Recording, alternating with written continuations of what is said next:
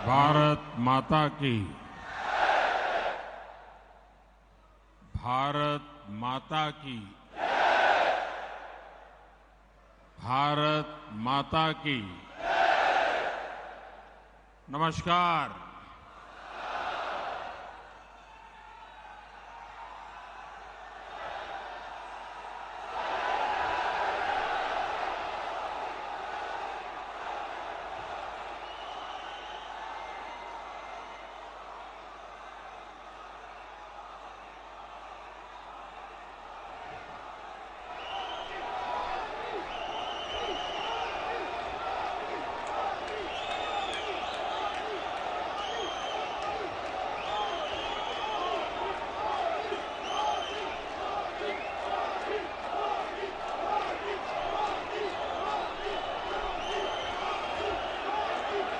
भारत माता की। मध्य प्रदेश की धरती भाजपा को दुनिया का सबसे बड़ा राजनीतिक दल बनाने में इस धरती की बहुत बड़ी भूमिका है।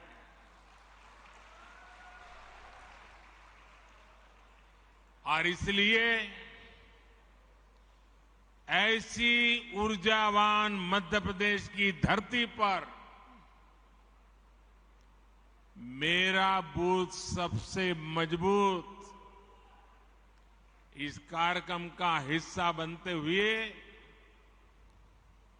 मुझे हृदय से आनंद आ रहा है, अच्छा लग रहा है, गौरव हो रहा है।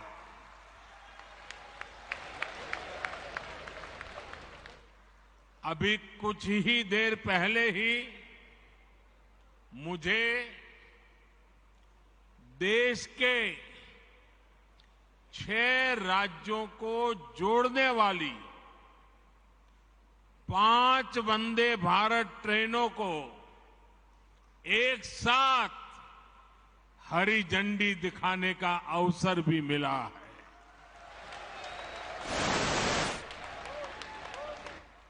मैं मध्य प्रदेश, झारखंड, बिहार, कर्नाटका, गोवा और महाराष्ट्र की जनता को इस आधुनिक वंदे भारत ट्रेन की कनेक्टिविटी के लिए बहुत बहुत बधाई देता हूं।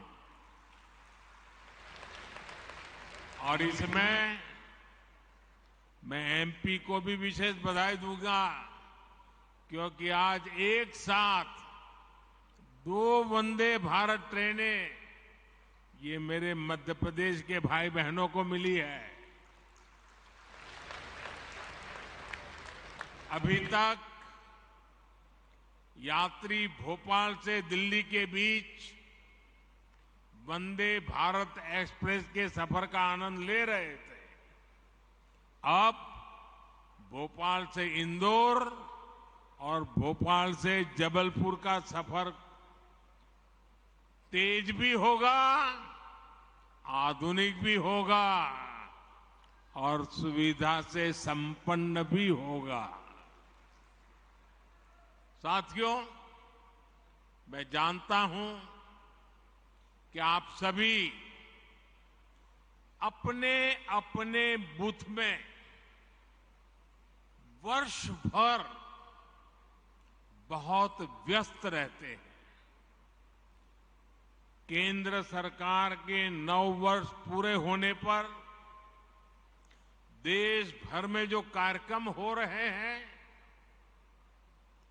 और उसमें आप लोग जो मेहनत करते हैं, दिन रात जुटे रहते हैं, उसकी जानकारियां लगातार मुझ तक पहुंच रही है। मैं जब अमेरिका और मिस्र में था, तब भी आपके प्रयासों के बारे में मुझे लगातार जानकारी मिलती रहती थी। इसलिए वहां से आने के बाद सबसे पहले आप सभी से मिलना ये मेरे लिए ज्यादा सुखद है, ज्यादा आनंददायक है। भारत माता की साथियों, भाजपा की सबसे बड़ी ताकत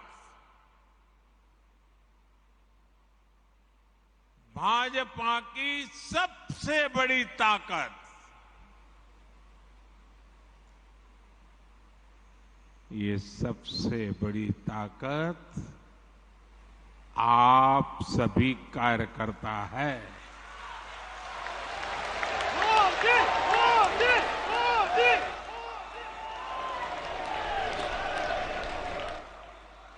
और मैं नड्डा जी का, केंद्रीय भारतीय जनता पार्टी के नेतृत्व का, राज्यों के भाजपा के नेतृत्व का, मध्य प्रदेश भाजपा नेतृत्व का हृदय से अभिनंदन करता हूं इस कार्यक्रम की रचना के लिए, क्योंकि आज मैं एक साथ बूथ में काम करने वाले करीब 10 लाख कार्यकर्ताओं को वर्चुअली संबोधित कर रहा हूं। आप तो इतने लोग यहां हैं, लेकिन देश का हर पोलिंग बूथ आज यहां आपसे जुड़ा हुआ है। शायद किसी भी राजनीतिक दल के इतिहास में ग्रास रूट लेवल पर ऑर्गेनाइज वे में इतना बड़ा कार्यक्रम कभी नहीं हुआ होगा। इतना बड़ा कार्यक्रम आज हो रहा है। एक और बात मैं गर्व से आज कहना चाहता हूं, मुख्यमंत्रियों की मीटिंग होना, पार्टी के अध्यक्षों की मीटिंग होना, महासचिवों की मीटिंग होना, प्रदेश कार्य समितियों की मीटिंग होना, जिला कार्य समिति, मंडल कार्य समिति होना, ये तो शायद लंबे अरसे से चल रहा है, होता भी है, लेकिन सिर्फ और सिर्फ बूथ का नेतृत्व करने वाले लोगों का सम्मेलन इतिहास में पहली बार होता होगा।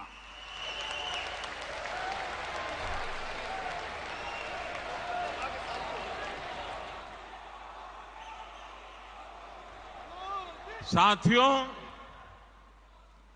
आप सिर्फ बीजेपी ही नहीं, आप सब सिर्फ दल ही नहीं, देश के संकल्पों की सिद्धि के भी मजबूत सिपाही है। भाजपा के हर कार्यकर्ता के लिए देश हित सर्वोपरि है। दल से बड़ा देश है। जहां दल से बड़ा देश हो, ऐसे कर्मठ कार्यकर्ताओं से बात करने के का मेरे लिए भी एक मंगल अवसर है। मैं भी बहुत उत्सुक हूं। मुझे नड्डा जी ने बताया कि मोदी जी आज भाषण तो बाद में, आज कुछ सवाल जवाब हो जाए।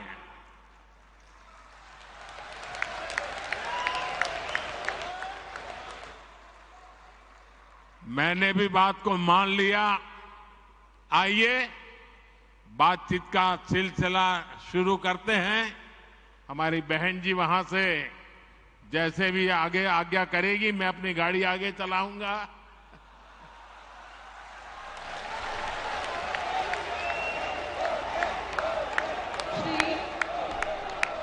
पटेल, दमोह, मध्य प्रदेश। श्री राम पटेल, दमोह, मध्य प्रदेश। किस तरफ है?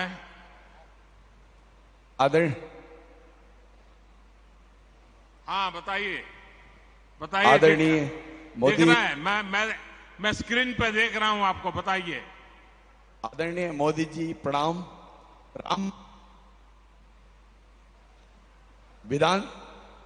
राम पटेल दमोह से टिकट का प्रभारी हूं। बूथ 171 दमोह से आपको प्रणाम करता हूं। आपसे मैं प्रश्न करना चाहता हूं। आपने भी खुद मंडल स्तर पर तक कार्यकर्ता बन करके काम किया है। ऐसे में आप राजनीति के अतिरिक्त सामाजिक जुड़ाव को कैसे देखते हैं? आपसे पूछना चाहता हूं आदरणीय प्रधानमंत्री जी। एक तो मुझे अच्छा लगा कि आप रोज की राजनीति की आपाधापी के बजाय किसी और दिशा में सवाल को लाए हैं। आप बैठिए, मेरा जवाब थोड़ा लंबा हो जाएगा। आप बैठिए आराम से। देखिए, जो एक बूथ होता है वो अपने आप में एक बहुत बड़ी इकाई है। हमें कभी भी बूथ की इस इकाई को छोटा नहीं समझना चाहिए। हमें अपने बूथ में राजनीतिक कार्यकर्ता से भी ऊपर उठकर समाज के लिए सुख दुख के साथी के रूप में अपनी पहचान बनानी चाहिए। और बहुत सी ऐसी चीजें होती हैं जिसमें जमीन का फीडबैक बहुत जरूरी होता है। जो बूथ के हमारे साथी हैं वे इसमें बहुत बड़ी भूमिका निभाते हैं। प्रधानमंत्री भी या मुख्यमंत्री भी अगर कोई सफल नीति बनाता है तो मान लेना किसी न किसी बूथ के कार्यकर्ता के दी हुई जानकारी की ताकत बहुत बड़ी होती है। हम भारतीय जनता पार्टी के कार्यकर्ता उनमें से नहीं है जो एयर कंडीशन कमरों में बैठकर पार्टियां चलाते हैं और फतवे निकालते रहते हैं। हम तो वो लोग हैं जो गांव-गांव जाकर गर्मी हो, बारिश हो, कड़कड़ाती ठंड हो, हर मौसम, हर परिस्थिति में जनता के बीच जाकर के खुद को खपाने वाले यहां लोग हैं। और इस वजह से बूथ का बहुत मजबूत होना बहुत स्वाभाविक है। मुझे याद है कि अगर ये बूथ कमेटी नहीं होती तो शायद ही कभी उज्ज्वला योजना का विचार ही नहीं आता। साथियों, ये आपकी निरंतर कोशिश होनी चाहिए, क्योंकि गांव से कार्यकर्ताओं ने मुझे उज्ज्वला गैस योजना के विषय में समझाया। बाद में वो नीति बन गई और गरीब के घर तक गैस का चूल्हा पहुंच गया। साथियों, भाजपा की बूथ कमेटी की पहचान सेवा से होनी चाहिए। बूथ के अंदर रोज आंदोलन संभव नहीं है, तू मैं संभव नहीं है। और इसके लिए बूथ की भाजपा की पहचान सेवाधारी की होनी चाहिए, सेवा भाव की होनी चाहिए। और इसके लिए छोटे छोटे समझे जाने वाले काम जो लोगों को बहुत छोटे लगते हैं लेकिन बहुत उपयोगी होते हैं। अब जैसे गांव में कहीं न कहीं तो आपको बैठने की वो जगह होगी, किसी पेड़ के नीचे बैठते होंगे, किसी चाय के ठेले के पास जाके बैठते होंगे।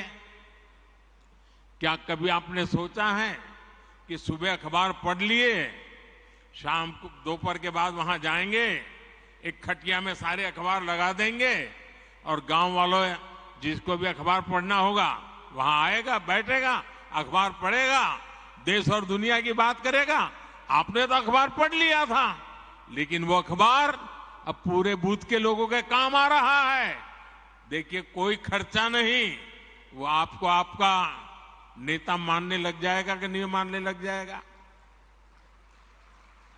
कभी कभी हम अखबार में एडवर्टाइजमेंट देखते हैं, भारत सरकार की एडवर्टाइजमेंट आती है, राज्य सरकार की एडवर्टाइजमेंट आती है, अपने पार्टी के नेताओं की तस्वीर उसमें होती है। क्या हम एक नियम बना सकते हैं कि अपने बूथ के अंदर एक जगह फिक्स करें और अखबार में जो एडवर्टाइजमेंट आई है उसको उस दिन काट करके उसको एक बड़ा बोर्ड बना करके वहां लटका दें। आपके बूथ के लोगों को पता चल जाएगा कि भाई आज की खबर कहां है, उस पेड़ के नीचे वो लटकता है ना, चलो वहां चले जाते हैं, देख लेते हैं। बहुत बड़ी ताकत बन जाती है। एक छोटा सा ब्लैक बोर्ड बना सकते हैं बूथ के अंदर। आप हर दिन एक कार्यकर्ता को जिम्मेवारी दो, आज भाजपा की जो अच्छी खबरें हैं, देश की अच्छी खबरें हैं, वो ब्लैक बोर्ड में देख लीजिए। बूथ के लोग आएंगे, जाएंगे, जरूर पढ़ेंगे। मैंने एक कार्यकर्ता देखा, वो फर्स्ट एड बॉक्स अपने यहां रखता था। वो फर्स्ट एड बॉक्स के कारण उस इलाके के सारे लोग उसके घर आते जाते रहते थे।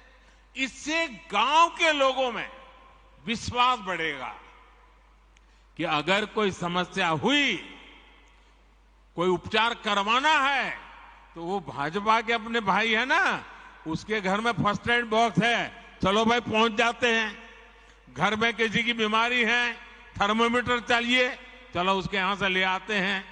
घर में कोई तकलीफ है, चलिए गर्म पानी की थैली चाहिए, चलिए उनके यहां मिल जाएगी, मांग करके ले आते हैं। आप एक सामाजिक नेता बन जाएंगे। देखिए, बूथ के अंदर संघर्ष की जरूरत नहीं होती है, सेवा ही एकमात्र माध्यम होता है। आप अपने अखबार, जैसा मैंने कहा, पढ़ने की व्यवस्था पर जोर दें। कुछ अपने मैगजीन होते हैं, कमल संदेश है, और भी हमारी पार्टी के कई अखबार निकलते हैं। जैसे मैं गुजरात में था, वहां मनोगत नाम का अखबार निकलता था।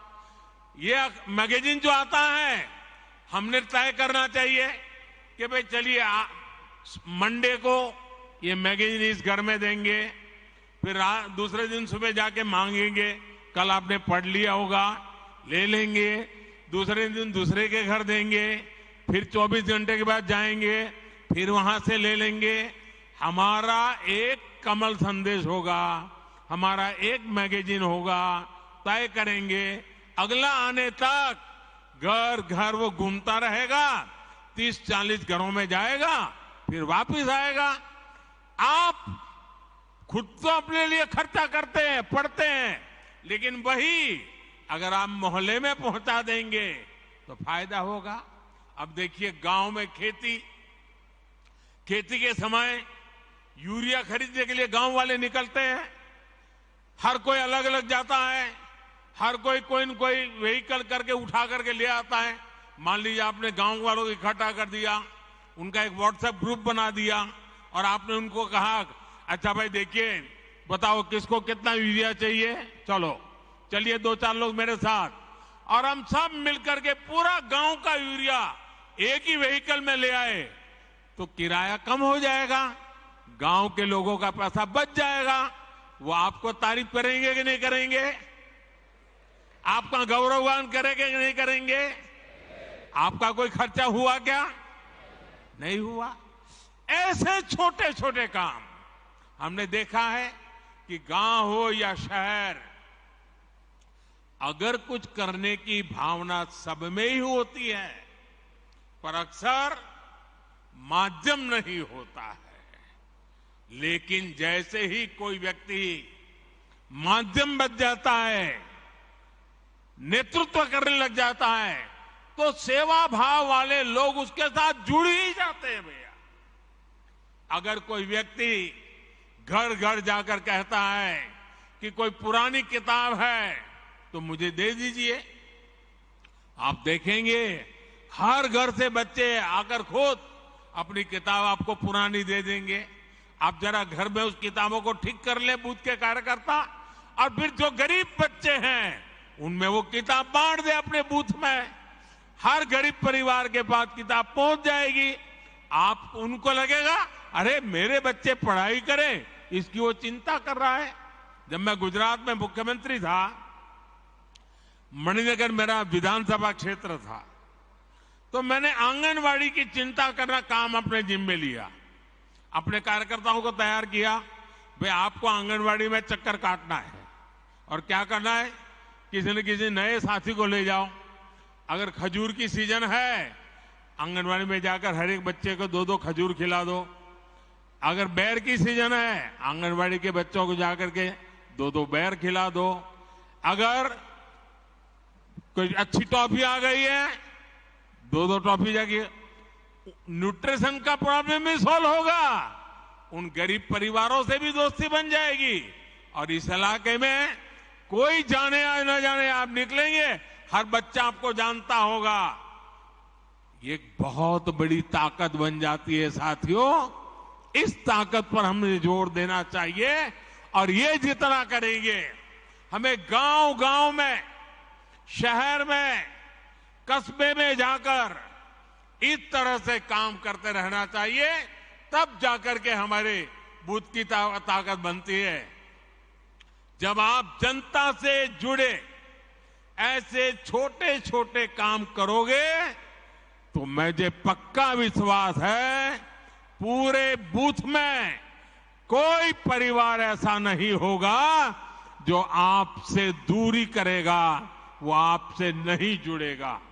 आपकी पहचान एक भाजपा के कार्यकर्ता से आगे बढ़कर एक समाज सेवक की तरह बने, इसके लिए बूथ के अंदर लगातार काम करना चाहिए।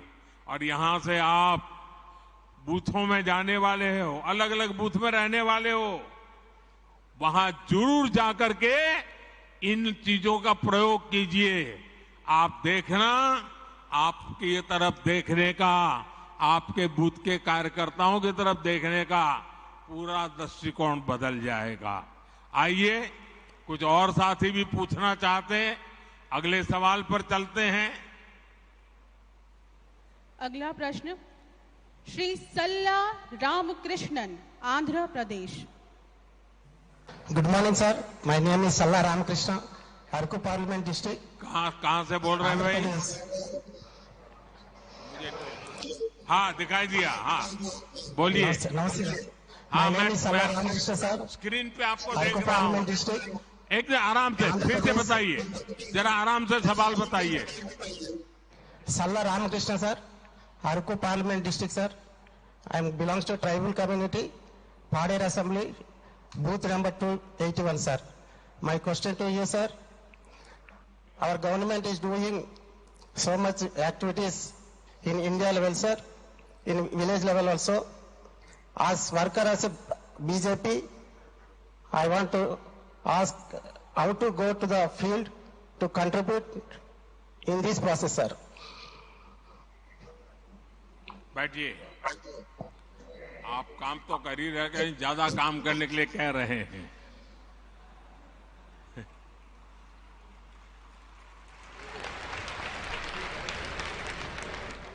देखिए, कार्यकर्ता के दिल में और ज्यादा काम करने की भूख होना, ये भी बहुत बड़ी ताकत है। आंध्र गारू को मेरा अभिनंदन। देखिए, 2047 में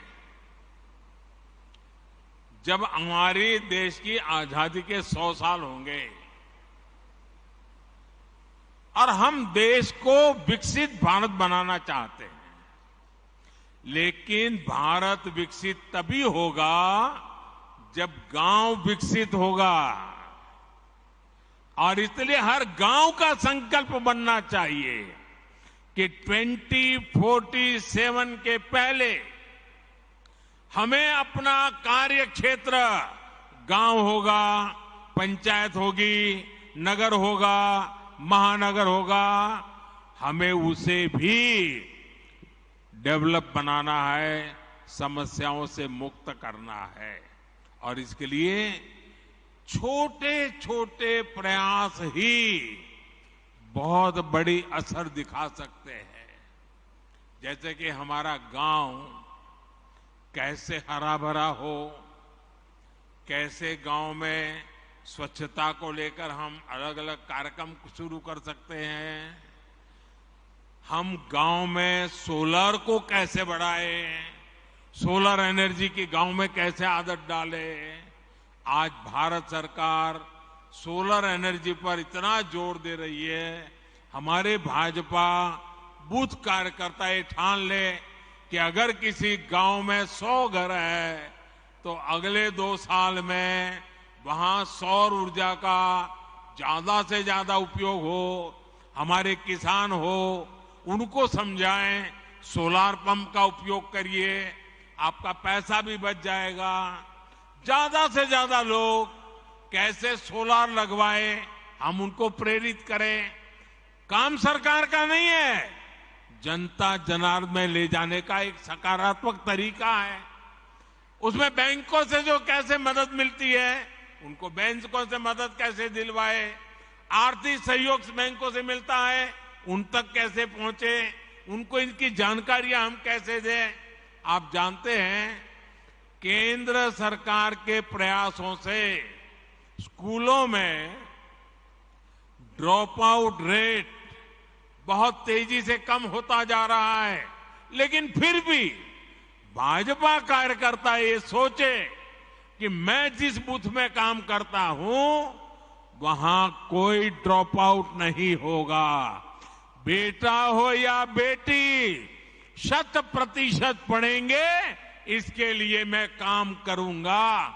मुझे बताइए, भाजपा के कार्यकर्ताओं को ये काम करना चाहिए कि नहीं करना चाहिए? आपका बूथ मजबूत होगा कि नहीं होगा? आपके गांव में से अशिक्षा जाएगी कि नहीं जाएगी? कोई बच्चा अगर बीच में स्कूल छोड़ रहा है, हम उसको पहचान ले, उसको मिलने जाए, उसके माँ बाप को मिलने जाए, उसको स्कूल ले जाए, सेवा भी होगी, भाजपा का काम भी हो जाएगा। अगर उसको कोई आर्थिक परेशानी है, किताब नहीं है, लिखने के लिए नोटबुक नहीं है, आप गांव के 2 लोगों से कहेंगे आओ भाई इन 2 बच्चों के लिए भी 2 नोट ले आइए, उनको यूनिफॉर्म नहीं है, आओ भाई 2 बच्चों के लिए यूनिफॉर्म ले आओ। आप देखिए धीरे धीरे आप परिवर्तन ले आएंगे। अब कुछ बच्चे कुपोषित होते हैं, हम गांव के अंदर कुपोषण कैसे मिटा सकते हैं? मैंने अभी बताया मेरा मणिनगर का अनुभव, हम गांव के लोगों को ले जा सकते हैं।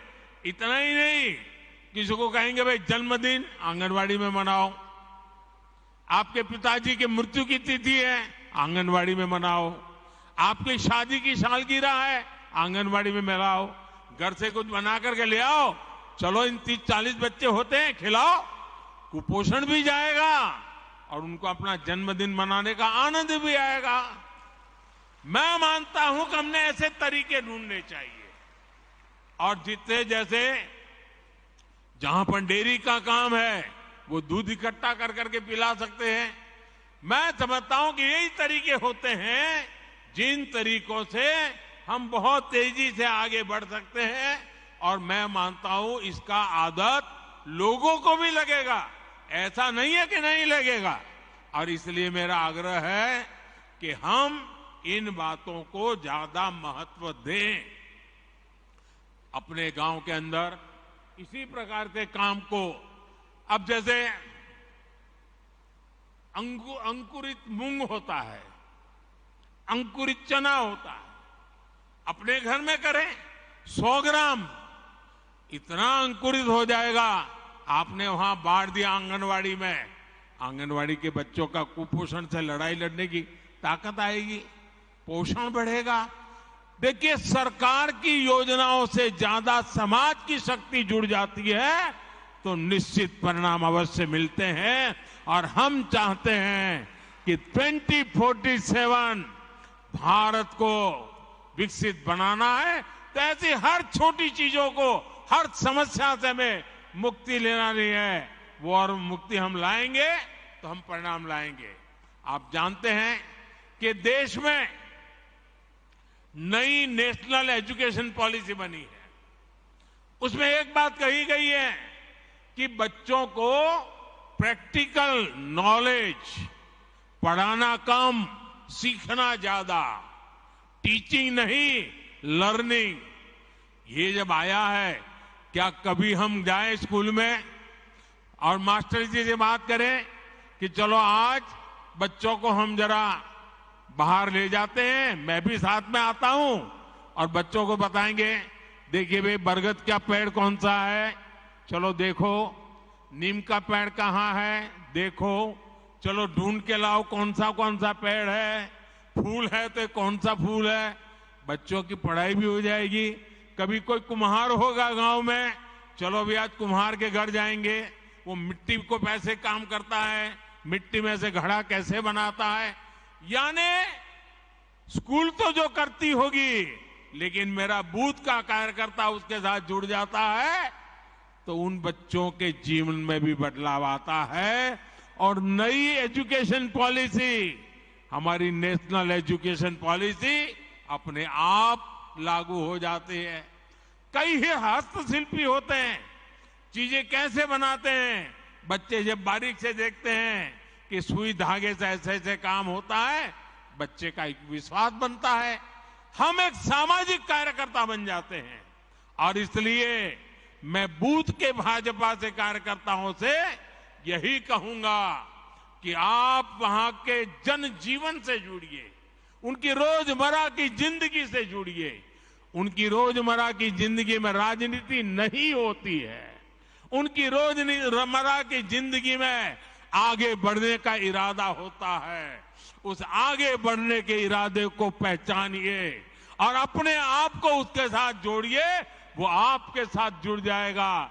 आपका बूथ मजबूत बनने से कोई रोक नहीं सकता है और इसके लिए हमने आगे बढ़ना चाहिए। आइए अगले सवाल की तरफ चलते हैं। अगले प्रश्न के लिए हमारे बीच श्री रिपू सिंह बिहार से।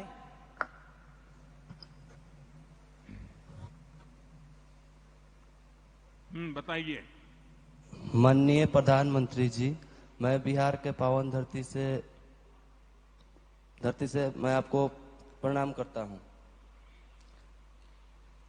मेरा नाम रिपू सिंह हुआ। कहाँ से हैं आप? जी, कहाँ से हैं? मैं मोतिहारी जिला से हूं। बताइए। मेरा प्रश्न यह है कि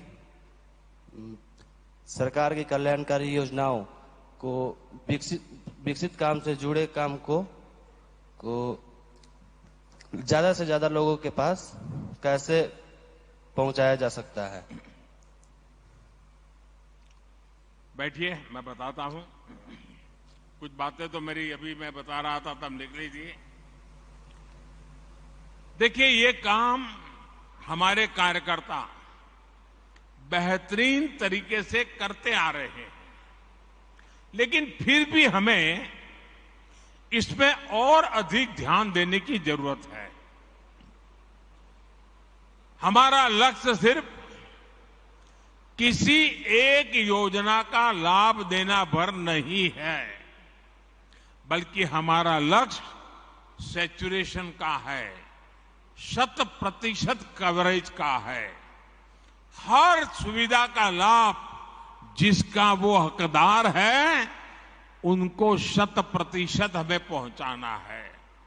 जैसे गांव में बहुत से लोगों को पीएम आवास योजना से अपना घर मिला होगा।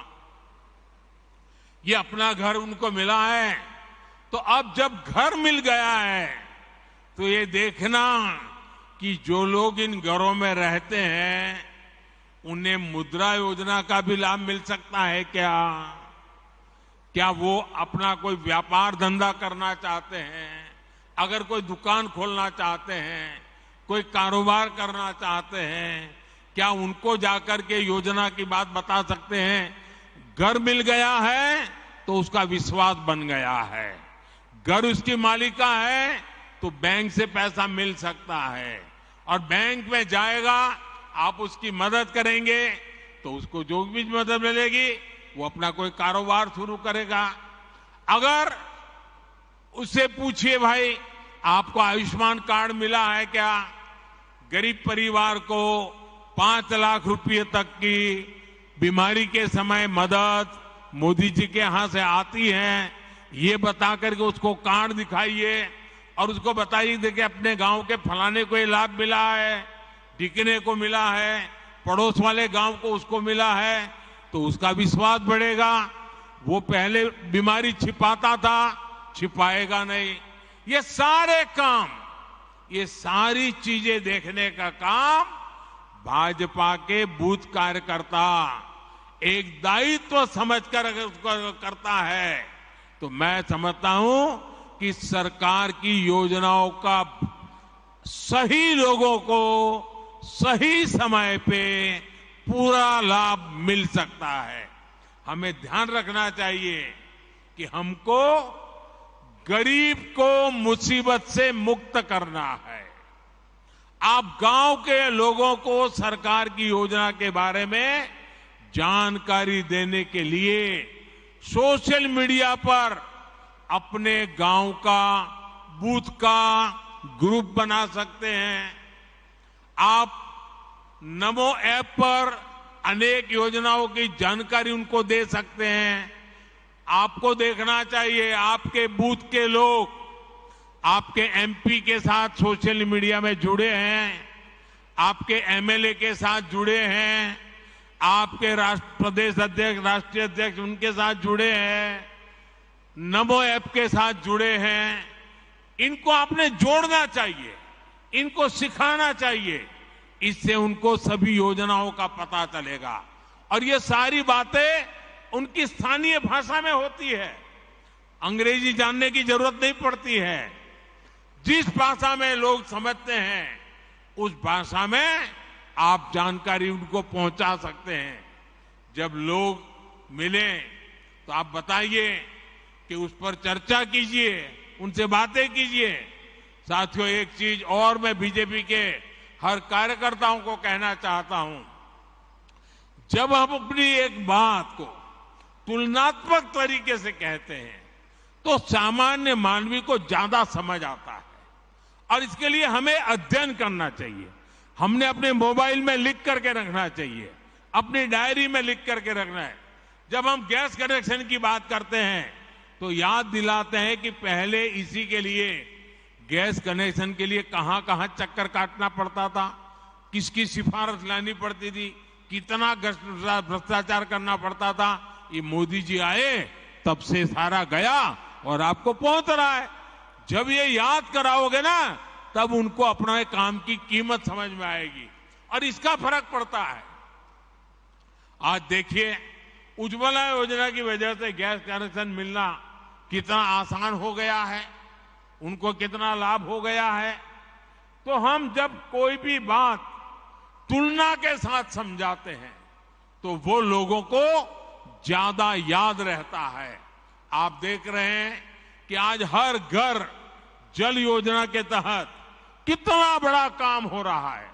नल से जल 2019 के बाद जब से ये योजना शुरू हुई है तब से 9 करोड़, ये याद रखना चाहिए आपने, 9 करोड़ नए घरों में नल से जल पहुंचने लगा है। मुझे मध्य प्रदेश के ही लोग बताते हैं कि यहां ऐसे गांव में लोग अपनी बेटियों को शादी नहीं करते थे क्योंकि पानी की समस्याएं थी। आज हमने उन समस्याओं का समाधान किया है। आज जब गांव में नल से जल पहुंचने लगा है तो वहां जो बच्चे कंवारे रह जाते थे ना, उनकी शादी होने लगी है। इसलिए जब हम पुरानी परिस्थितियों से तुलना करके अपनी बात करते हैं तो इसका एक बहुत बड़ा अलग ही प्रभाव पड़ता है।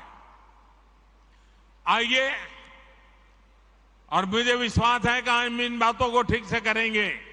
अब एक अगले सवाल की तरफ चलते हैं।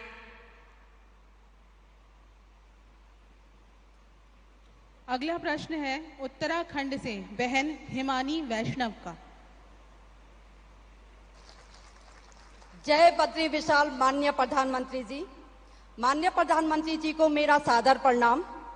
मेरा नाम डॉक्टर हिमानी वैष्णव है। मैं देवभूमि उत्तराखंड के सीमांत क्षेत्र चमोली जनपद से हूँ। माननीय प्रधानमंत्री जी को मेरा प्रश्न है, पहले सामाजिक न्याय के नाम पर तुष्टीकरण को बढ़ावा दिया गया।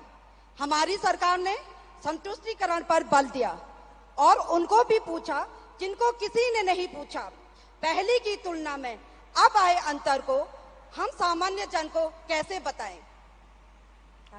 बहुत ही सवाल बहन आपने पूछा है।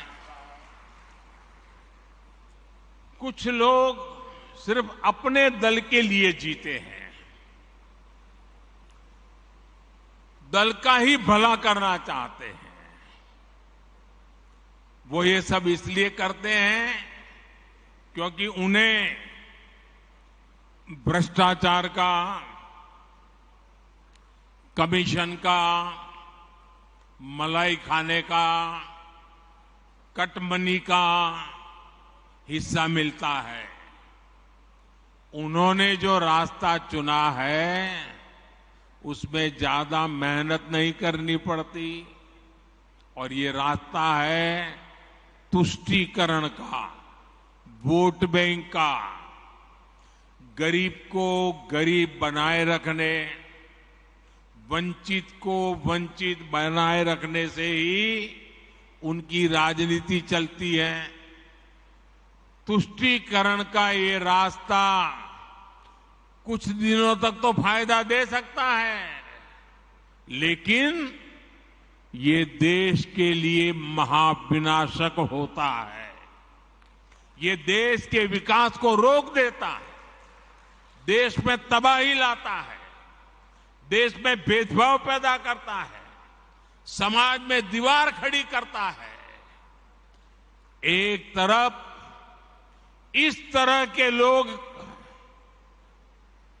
जो तुष्टीकरण करके अपने स्वार्थ के लिए छोटे छोटे कुनबे दूसरों के खिलाफ खड़े कर देते हैं, और दूसरी तरफ हम भाजपा के लोग हैं, हमारे संस्कार अलग हैं, हमारे संकल्प बड़े हैं और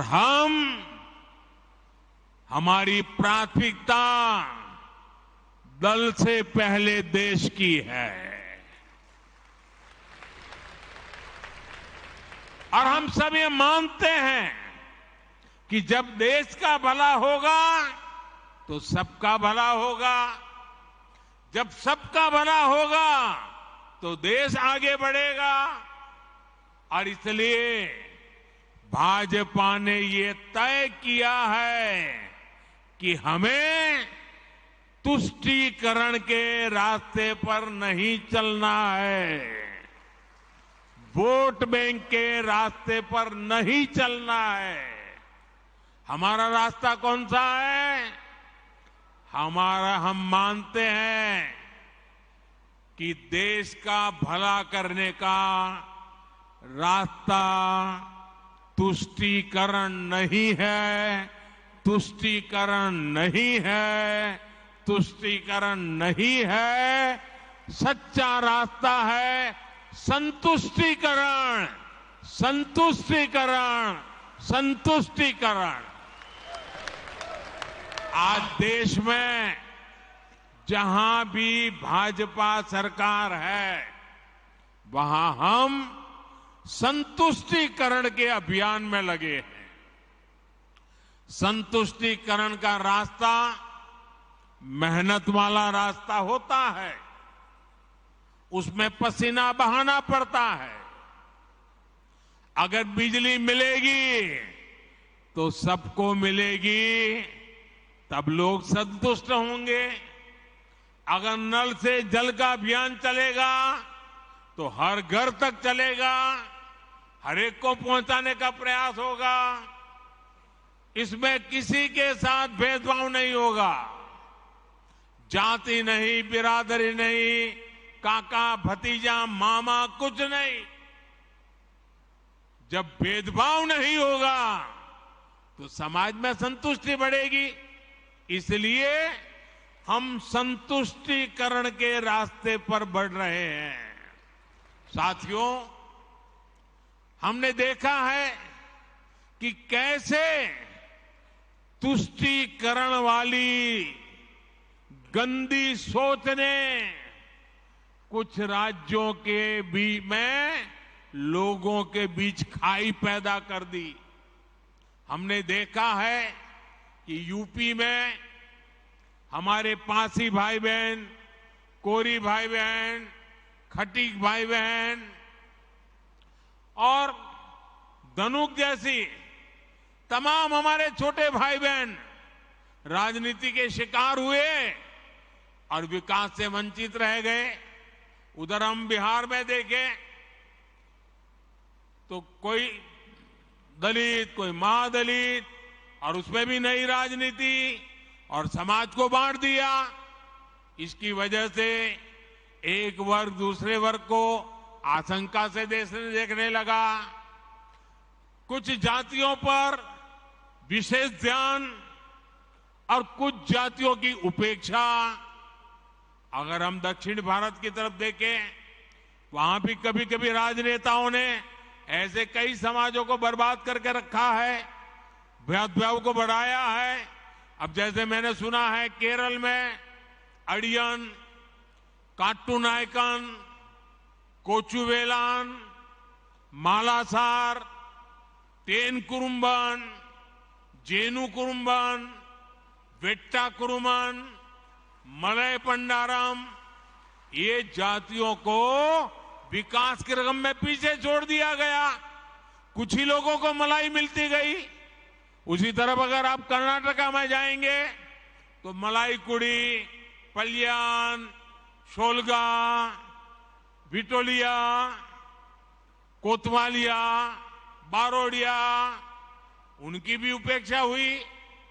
अगर हम तेलंगाना में जाएंगे, कुलिया, जातपू, चेचू, मन्नादोरा, हमारे तमिलनाडु में एरवल्लन, काडर, कोंडा कपूस, मलयवेडन, पालयन, मुडुगर, इन सब को पीछे छोड़ दिया।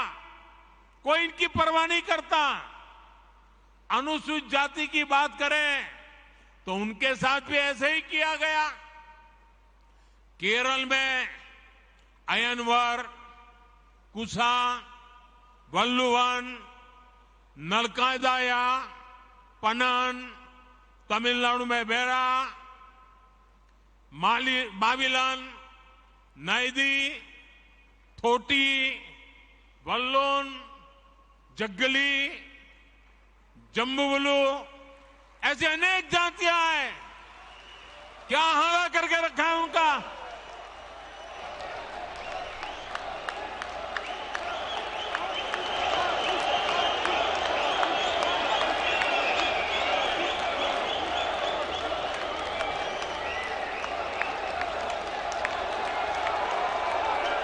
मेरे पास लंबी लिस्ट है। तेलंगाना में बारीकी, बाबूरी, अखामला, मस्ती मातंगी, पमीड़ी जातियों को ये तुष्टीकरण की राजनीति ने उनको बर्बाद करके छोड़ा। भाइयों बहनों, वोट बैंक की राजनीति में गुमंतु जनजातियों की कोई परवाह नहीं की गई। हमारे बंजारा भाई बहन, हमारे बालदिया लबाना, हमारे गाड़िया लोहार, हमारे गडोलिया, हमारे गडरिया, हमारे गायरी जैसे तमाम ये गुमंतु जातियों को सरकारी योजनाओं से वंचित रखा गया, उनके नसीब पर छोड़ गया। जब हम तुष्टीकरण के रास्ते पर जाते हैं तो समाज को बहुत बड़ा नुकसान होता है। साथियों, पिछले 9 वर्षों में हमने ऐसे छोटे छोटे हर परिवार की, समाज के छोटे छोटे तबके की सूद ली, जिनकी पहले किसी ने सूद नहीं ली थी। आप देखिए, पीएम स्वनिधि योजना के तहत रेहड़ी पटरे ठेले फुटपाथ पर माल बेचते हैं, सब्जी बेचते हैं, ऐसे साथियों को पहली बार हमने बैंक में ले गए, बैंक के दरवाजे खोल दिए और उनसे बैंक से आसान कम ब्याज से पैसे दिलाने का काम किया। इसी प्रकार इस वर्ष के बजट में हम पीएम इस बार आने वाला है थोड़े दिन में, आपके पास भी कुछ सुझाव है तो मुझे भेजना। घोषणा की है हमने बजट में, पीएम विश्वकर्मा योजना लेकर के आए हैं और ये पीएम विश्वकर्मा योजना हमारे विश्वकर्मा साथी जो हाथ और औजार से काम करते हैं, जैसे हमारे लोहार, सोनार, कुम्हार, सुथार, मूर्तिकार, कारीगर, मिस्त्री, ऐसे सभी साथियों को इस योजना के तहत मदद मिलने वाली है। साथियों, सामाजिक न्याय के नाम पर वोट मांगने वालों ने गांव और गरीब के साथ सबसे अधिक अन्याय किया है। भाजपा सरकार ने हमारे बंजारा भाई बहन और गुमंतु समुदाय के लिए वेलफेयर बोर्ड गठित किया, ओबीसी कमीशन को संवैधानिक दर्जा देने का काम भी भाजपा ने किया और ये भाजपा सरकार ही है जिसने पहली बार गरीब परिवारों को भी शिक्षा और सरकारी भर्तियों में आरक्षण का लाभ दिया। तुष्टीकरण और संतुष्टीकरण में इतना बड़ा फर्क होता है और इसलिए हमारा रास्ता है संतुष्टीकरण, 100% सैचुरेशन। जैसा जैसा रेवेन्यू बढ़ेगा, मदद पहुंचती जाएगी। आइए अगले सवाल की तरफ चलते हैं। अगले प्रश्न के लिए बहन रानी चौरसिया उत्तर प्रदेश से जुड़ रही हैं।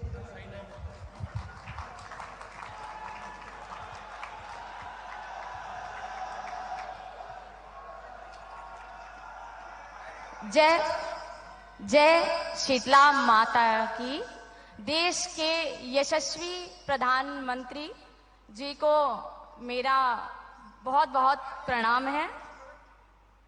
प्रधानमंत्री जी वोट बैंक की राजनीति करने वाले उन्होंने देश को बहुत नुकसान पहुंचाया है। जैसे ही मोदी जी बड़ा काम देश के लिए करते हैं, इनका विरोध का नारा 7वें आसमान पे पहुंच जाता है। पहले हमने देखा था कि ये सभी 3 तलाक का बहुत विरोध कर रहे थे और अब यूनिफॉर्म सिविल कोड का विरोध कर रहे हैं, जिससे हमारे जो मुस्लिम भाई बहन हैं उनको काफी भ्रम हो रहा है और वे सब भ्रमित हो जा रहे हैं। कैसे इनको हम समझाएं? कृपया अपना मार्गदर्शन प्रदान करें। एक तो मैं आपको बधाई देता हूं, आपने ये सवाल पूछा इस सवाल से मैं पूरा विश्वास से कह सकता हूं कि आप जमीन से जुड़ी हुई कार्यकर्ता है, लोगों के बीच रह करके लोगों के सुख दुख को जानने वाली बहन है आप, और इसलिए मैं पहले तो आपको बधाई देता हूं। देखिए, मुझे लगता है, यानी देखिए, हमें थोड़ा अध्ययन करना चाहिए।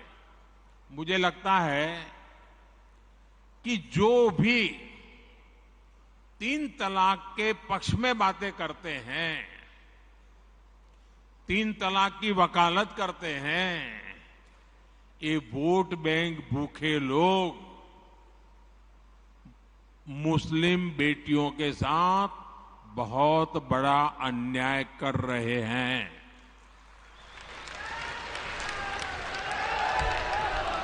अच्छा, कुछ लोगों को लगता है कि भाई ये 3 तलाक से तो सिर्फ महिलाओं की बात हो रही है। 3 तलाक से जो नुकसान होता है ना, वो सिर्फ बेटियों को होता है ऐसा नहीं है, उसका दायरा उससे भी बड़ा है। आप सोचिए, बहुत ही अरमानों के साथ बेटी को शादी कर करके ससुराल भेजा हो और 8-10 साल के बाद 3 तलाक कह करके उसको कोई निकाल दे, तो उस माँ बाप का क्या होगा जिसके घर में बेटी वापिस आती है? उस भाई का क्या होगा? वो भाई, पिता, सब उस बेटी की चिंता में इतने दुखी हो जाते हैं। इसलिए 3 तलाक से सिर्फ बेटियों को ही अन्याय होता है इतना नहीं, पूरे परिवार तबाह हो जाते हैं, माता, पिता, भाई सब दुखी हो जाते हैं। और देखिए, दुनिया के अनेक मुस्लिम बहुल्य देश, इसका इस्लाम से संबंध होता तो दुनिया का कोई मुस्लिम देश 3 तलाक खत्म नहीं करता।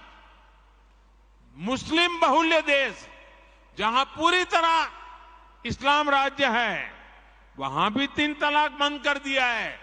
मैं परसों इजिप्ट में था, मिस्र में था। मिस्र में, इजिप्ट में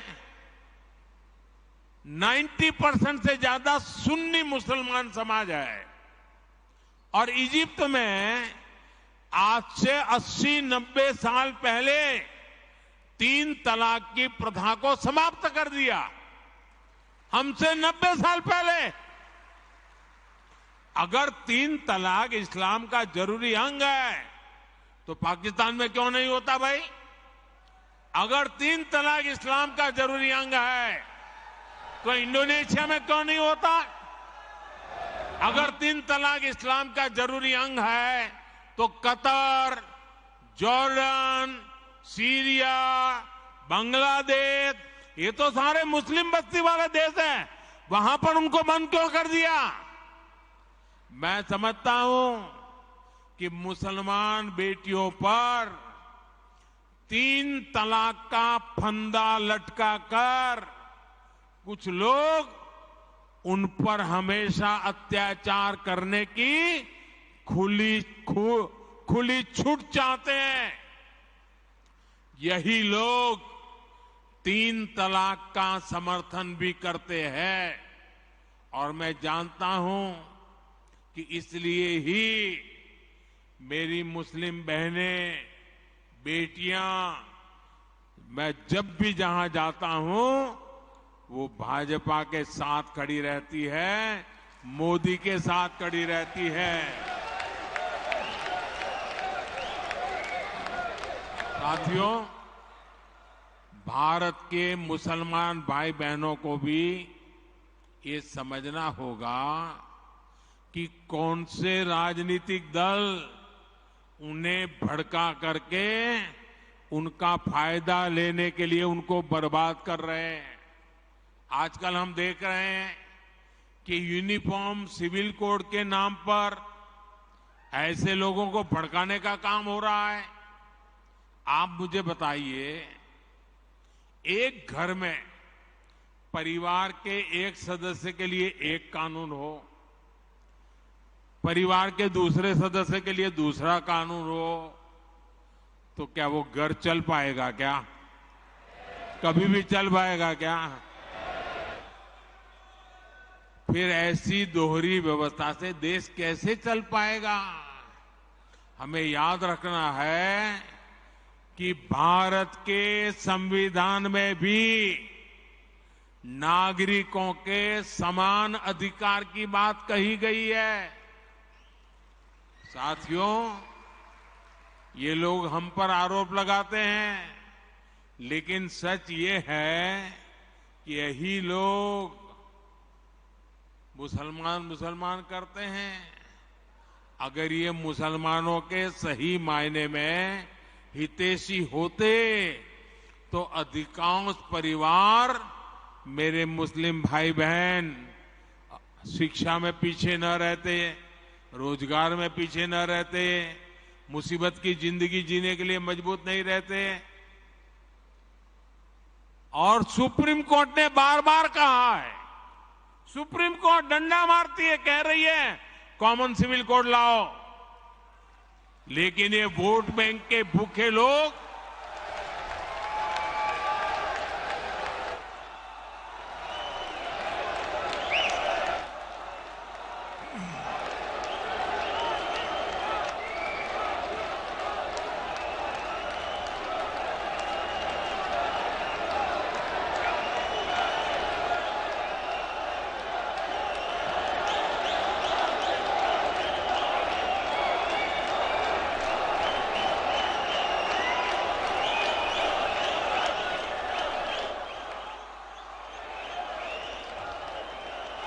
अच्छा, मैं आपको एक और बात बताना चाहता हूं।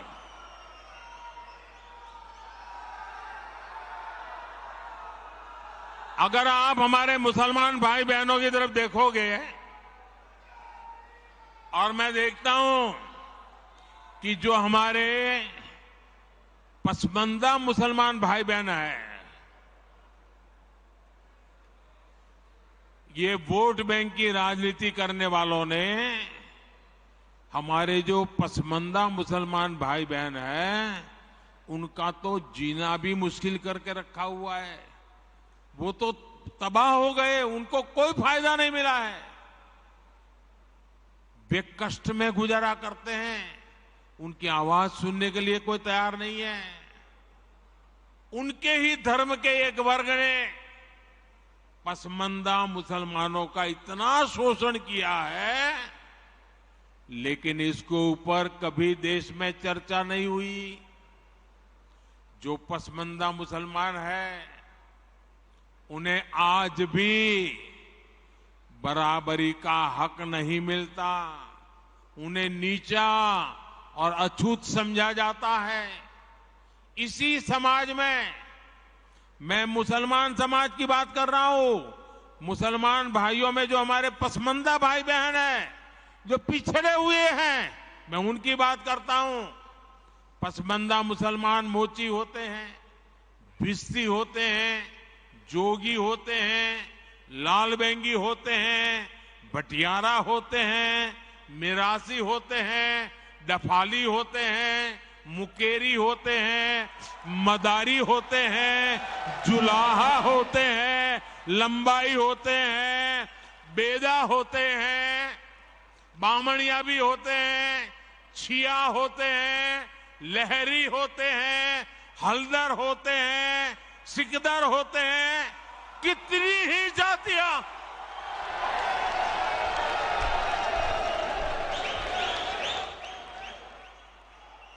ये सब इतने पिछड़े रहे हैं, इनके साथ इतना भेदभाव हुआ है। भाइयों बहनों, इस भेदभाव का नुकसान उनकी कई पीढ़ियों को भुगतना पड़ा, लेकिन भाजपा देश के हर नागरिक के लिए सबका साथ, सबका विकास की भावना से काम कर रही है। आयुष्मान भारत योजना ने उन्हें भी स्वास्थ्य सुविधा का हक दिया है। पीएम आवास योजना के तहत उन्हें भी अपना पक्का घर मिल रहा है।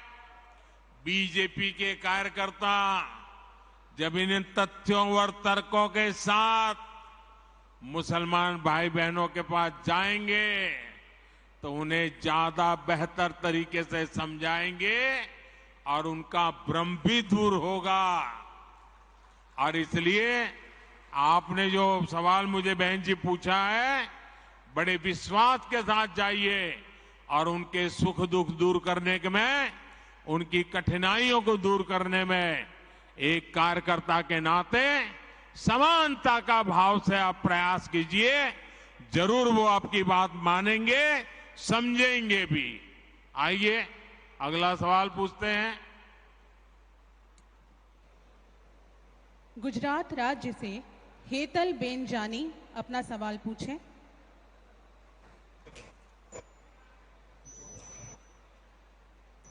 नमस्कार।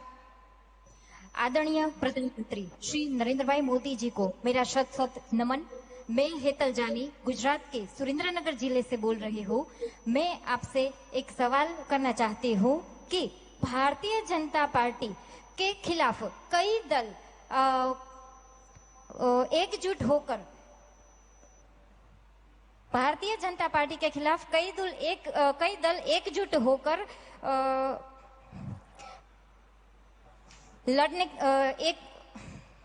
लड़ने की कोशिश कर रहे हैं और अलग अलग सोच वाली और एक दूसरे के खिलाफ लड़ने वाली पार्टियां भी आज एकजुट होकर दिखावा कर रही है, नाटक कर रही है। तो आप इसे कैसे देखते हैं? मुझे लगता है आपको भारी गुस्सा है ऐसे लोगों पर।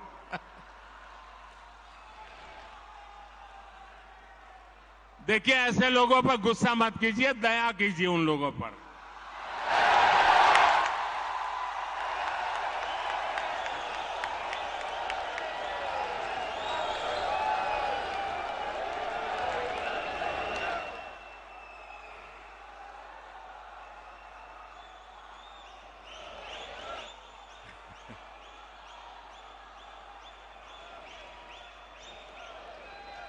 अच्छा, आपको याद होगा, जरा मैं पुरानी बात याद कराता हूं।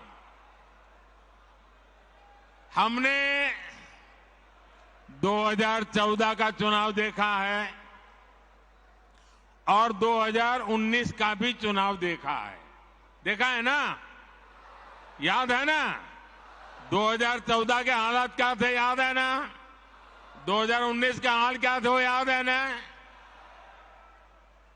भाजपा के जो घोर विरोधी दल है, 2014 हो या 19, वो कितने ही घोर विरोधी थे, लेकिन उन दोनों चुनावों में हमने देखा कि इतनी छटपटाहट नहीं दिखी जितनी आज दिख रही है।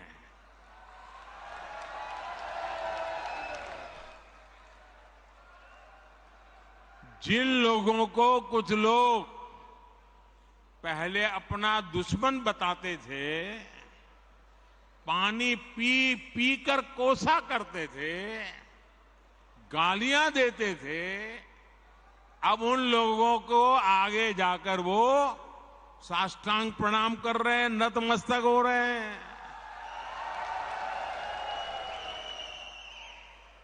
ये उनकी मजबूरी है। ये विपक्षी दलों की हरकतों से, उनकी घबराहट से साफ है कि देश की जनता ने 2024 के चुनाव में भाजपा को वापस लाने का मन बना लिया है।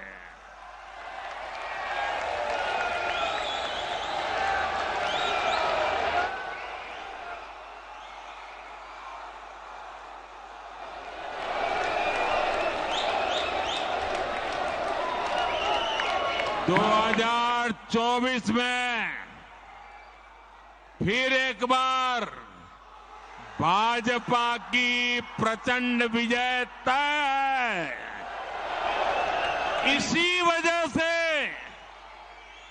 ये सारे विपक्षी दल बौखलाए हुए हैं। इसलिए इन्होंने तय किया है कि चुनाव से कुछ महीने पहले किसी भी तरीके से जनता को गुमराह करके कुछ लोगों को बरगलाकर झूठे आरोप लगाकर सत्ता हासिल की जाए। आप जरा प्यार से बैठिए भैया। आपका उत्साह जब बूथ में आप जाएंगे वहां उत्साह दिखाना। आजकल जरा ध्यान से सुनिए, आपको मजा आएगा। एक बात मैं आपको बताता हूं। आप बैठिए, आगे आने की कोशिश मत कीजिए भैया, आप बैठिए। आजकल एक नया शब्द बहुत पॉपुलर किया जा रहा है। वो शायद शब्द आपके कान पर भी आया होगा। वो जो नया शब्द पॉपुलर किया जा रहा है वो शब्द है गारंटी। बार बार शब्द आता है गारंटी। भाजपा के कार्यकर्ताओं की ये बहुत बड़ी जिम्मेदारी है कि लोगों को बताएं कि असल में ये विपक्षी दल किस चीज की गारंटी है। जानना चाहिए ना भाई, ये विपक्षी सब जो है वो किस चीज की गारंटी है। ये सारे लोग, ये दल गारंटी है भ्रष्टाचार की। ये गारंटी है लाखों करोड़ रुपयों के घोटालों की। कुछ दिन पहले इनकी एक फोटो ऑप कार्यक्रम हुआ था। मिलकर के फोटो निकालने का एक कार्यक्रम हुआ था। इस बैठक में शामिल दलों के इतिहास को देखेंगे तो पता चलेगा कि वो सब मिलकर के, जितने भी लोग वो फोटो में दिखते हैं ना, एक एक को जरा देख लीजिए। उन सबका मिलकर के टोटल लगाएंगे तो ये सारे मिलकर के कम से कम 20 लाख करोड़ के घोटाले की गारंटी है।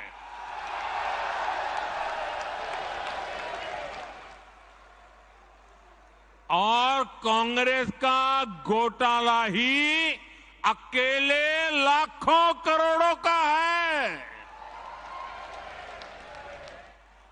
1,86,000 करोड़ का कोयला घोटाला, 1,76,000 करोड़ का 2G घोटाला, 70,000 करोड़ रुपए का कॉमनवेल्थ घोटाला शामिल है, 10,000 करोड़ रुपए का मनरेगा घोटाला, हेलीकॉप्टर से लेकर सबमरीन तक कांग्रेस के घोटाले से कोई ऐसा क्षेत्र नहीं है जो कांग्रेस के घोटाले की हाथ का शिकार न हुआ हो।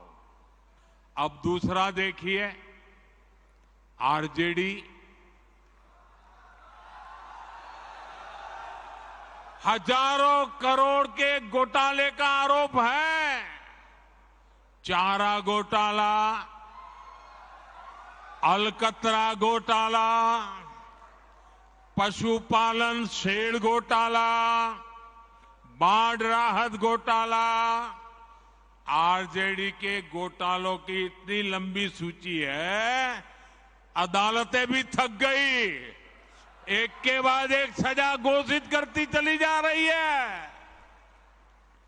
उधर तमिलनाडु में देखिए, डीएमके पर अवैध तरीके से 1.25 लाख करोड़ की संपत्ति बनाने का आरोप, टीएमसी पर भी 23,000 करोड़ रुपए से ज्यादा के घोटाले का आरोप, रोजवेली घोटाला, शारदा घोटाला, शिक्षक भर्ती घोटाला, गो तस्करी घोटाला और कोयला तस्करी घोटाला। बंगाल के लोग ये घोटाला कभी भूल नहीं सकते। अगर मैं एनसीपी की बात करूं तो एनसीपी पर भी करीब करीब 70,000 करोड़ रुपए के घोटालों का आरोप है। महाराष्ट्र स्टेट कोऑपरेटिव बैंक घोटाला, महाराष्ट्र सिंचाई घोटाला, अवैध खनन घोटाला, इनकी लिस्ट भी बहुत लंबी है। इन पार्टियों के घोटालों का मीटर कभी डाउन ही नहीं होता। मैं तो कहूंगा कि बीजेपी के किसी कार्यकर्ता को कोशिश करनी चाहिए कि इन पार्टियों का घोटाला मीटर बनाने की एक बढ़िया, आप में से जो इनोवेटिव हो ना, बढ़िया इनके घोटालों का मीटर बना दीजिए। हाँ, इन पार्टियों के पास घोटालों का ही अनुभव है, इसलिए अगर कोई गारंटी है इनकी तो एक ही गारंटी है, और वो गारंटी है घोटालों की गारंटी। अब देश को तय करना है, क्या ये घोटालों की गारंटी को देश स्वीकार करेगा? देश स्वीकार करेगा? लेकिन दोस्तों, मैं आपके बीच में से पल करके बड़ा हुआ हूं, आपसे साथ काम करते करते आपने मुझे यहां पहुंचाया है, तो आज मैं भी एक गारंटी देना चाहता हूं। दे दूं? दे दूं? दे दूं? अगर उनकी घोटाले की गारंटी है तो मोदी की भी एक गारंटी है।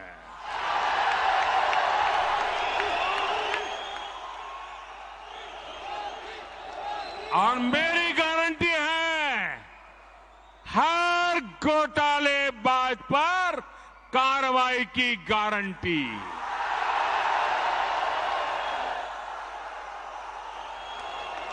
हर चोर लुटेरे पर कार्रवाई की गारंटी। जिसने गरीब को लूटा है, जिसने देश को लूटा है, उसका हिसाब तो हो करके रहेगा।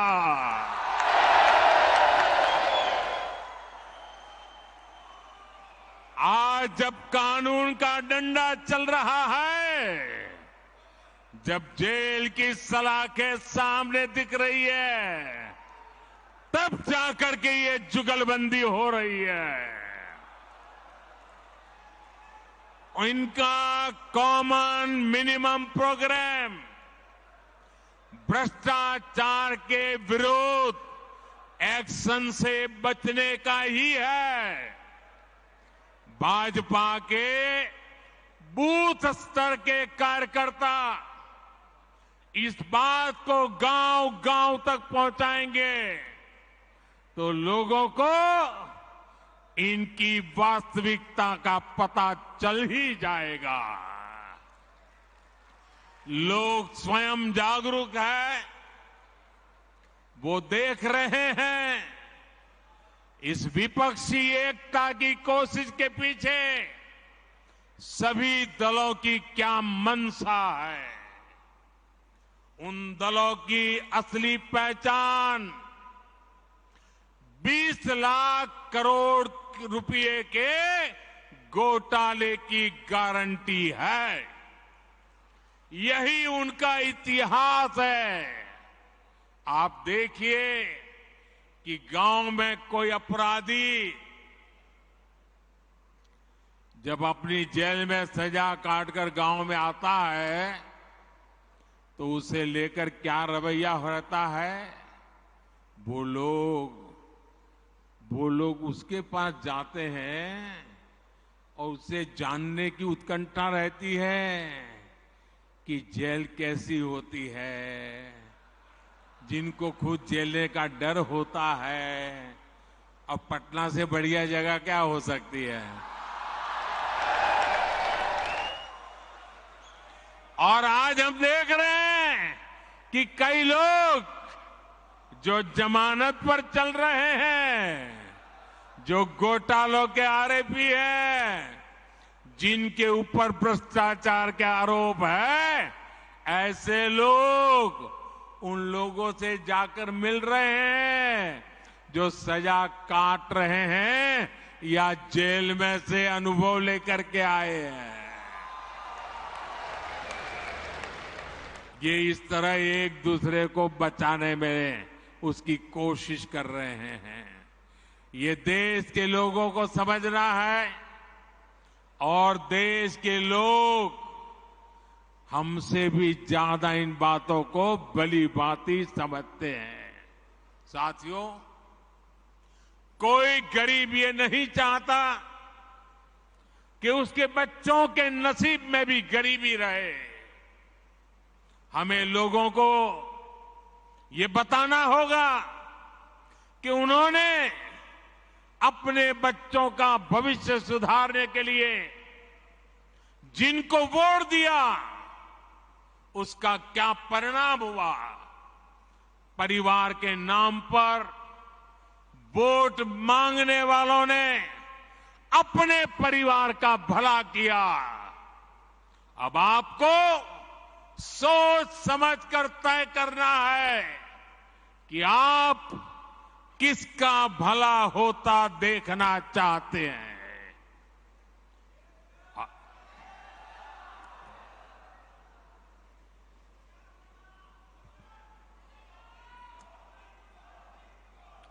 आपको गांधी परिवार के बेटे बेटी का विकास करना हो तो फिर कांग्रेस को वोट दीजिए। आपको मुलायम सिंह जी के बेटे का भला करना है तो फिर समाजवादी पार्टी को वोट दीजिए। अगर आप लालू परिवार के बेटे बेटियों को उनका भला करना चाहते हो तो आरजेडी को वोट दीजिए। आपको शरद पवार जी की बेटी का भला करना हो तो आप एनसीपी को वोट दीजिए। आपको अब्दुल्ला परिवार के बेटे का भला करना हो तो आप नेशनल कॉन्फ्रेंस को वोट दीजिए। आपको करुणानिधि जी के बेटे बेटियों पोते पोतियों का भला करना हो तो डीएमके को वोट दीजिए। आपको के चंद्रशेखर राव की बेटी का भला करना हो तो आप बीआरएस को वोट दीजिए। लेकिन मेरी बात ध्यान से सुनिएगा। मेरे देशवासियों, मेरी बात ध्यान से सुनिएगा।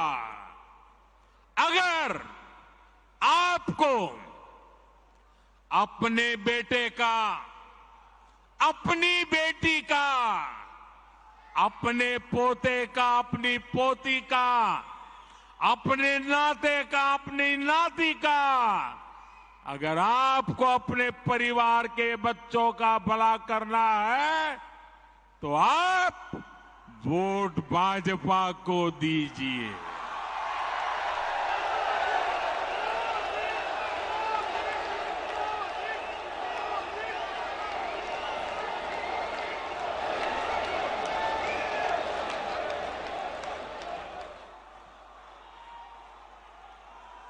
क्षमा करना दोस्तों, मेरा जवाब जरा लंबा हो गया, लेकिन और एक सवाल पर हम चलते हैं आगे। कौन सवाल है अब? अगला प्रश्न सभागृह में राजस्थान राज्य से पधारे कार्यकर्ता श्री रचित कछवा। सादर वंदे विश्व नायक जी। मैं वीर भूमि राजस्थान की हृदय स्थली अजमेर और ब्रह्मानगरी अजमेर के उत्तर विधानसभा क्षेत्र के बजरंग मंडल के 108 क्रमांक बूथ से आया हूं। मेरा एक सवाल है कि हमारी बहुत सारी योजनाएं हैं जिसमें बचत की बात कही गई है, लेकिन हम बूथों पर जाकर के ये कैसे लोगों को समझाएं कि ये भाजपा की योजनाओं के कारण उनके घरों में इतनी सारी बचत हुई है, हमारी सरकारों के कारण ही उनको इतनी सारी बचत मिल पा रही है। ये हम बूथों पर जाकर के कैसे समझाएं माननीय प्रधानमंत्री जी? ये बहुत ही अच्छा सवाल आपने पूछा है। ये मेरे सभी जो वीसी पर भी कार्यकर्ता बैठे हैं उनको भी ये जवाब बहुत काम आएगा, आप लोगों को भी बहुत काम आएगा, और इसलिए मैं इस सवाल को थोड़ा ढंग से समझाना चाहता हूं आपको। देखिए, आज भारत दुनिया के उन देशों में है जहां विकास तेजी से हो रहा है और महंगाई दर नियंत्रण में है। आप कल्पना कर सकते हैं कि कोरोना के बाद दुनिया के कितने ही देश हैं जहां महंगाई ने सारे रिकॉर्ड तोड़ दिए हैं। उन देशों में गरीब हो, मध्यम वर्ग हो, आज महंगाई की वजह से हाहाकार मचा हुआ है। आप हमारे पड़ोस में ही देखें तो पाकिस्तान में महंगाई दर कितनी है? 38% से ज्यादा महंगाई है, 38%। श्रीलंका में महंगाई दर कितनी है? 25% से ज्यादा है। बांग्लादेश में महंगाई कितनी है? 10% के आसपास है। और भारत में महंगाई का दर कितना है? 5% से भी कम है। यानी कोरोना के बावजूद, इतने समय से चले जा रहे युद्ध के बावजूद भारत में हमने महंगाई को बेकाबू नहीं होने दिया है। और आपने ये बात बहुत अच्छी कही कि भाजपा सरकार का जोर तो लोगों को ज्यादा से ज्यादा बचत कराने पर है। अब जैसे मोबाइल डेटा का उदाहरण ले, ये आपको काम आएगा जरा।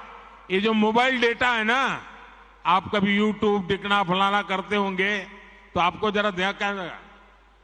आज हर भारतीय हर महीने करीब करीब एवरेज करीब 20 जीबी डेटा इस्तेमाल करता है। आप मोबाइल फोन का उपयोग करते हैं, 20 जीबी डेटा।